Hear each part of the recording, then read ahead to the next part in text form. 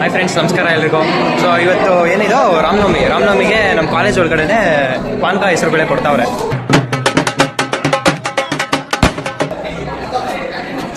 By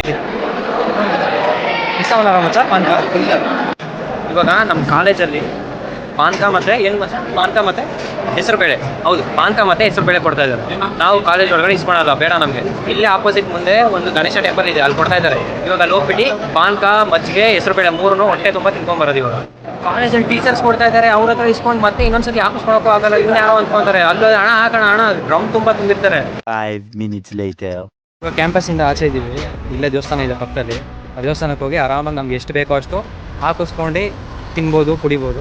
so ಇವಾಗ ಹೋಗ್ತಾ ಇದ್ದೀವಿ ಪಾನ್ಕ ಮಜ್ಜಿಗೆ ಕುಡಿಯೋಕ್ಕೆ. ಇಲ್ಲೂ ಕೊಡ್ತಾ ಇದ್ದಾರೆ ಕ್ಯಾಂಪಸಲ್ಲಿ ನಮ್ಗೆ ಬೇಡ. ಯಾಕೆ ಬೇಡ ಅಂತ ಅಂದರೆ, ಅಲ್ಲ ಬ್ರೋ, ಲೈನ್ ಮಾಡಿದ್ದಾರೆ, ಲೈನ್ ಡಿಸಿಪ್ಲಿನ್, ಒಬ್ರಿಗೆ ಒಂದೇ ಕ್ಲಾಸ್ ಅಂತೆ. ಅದೆಲ್ಲ ಯಾರಿಗೆ ಬೇಕು ಅದನ್ನು?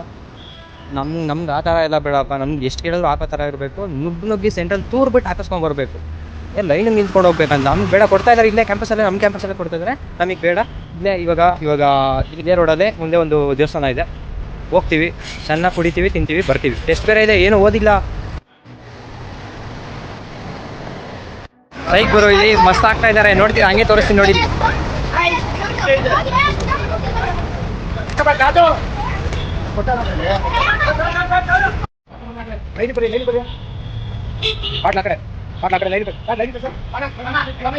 ಮಸ್ತ್ ಬರೋ, ಇದಕ್ಕಿಂತ ಬೇರೆ ಏನ್ ಬೇಕು ಹೇಳೋ? ಮಸ್ತ್ ಚಿಲ್ ಮಾಡ್ಬೋದು.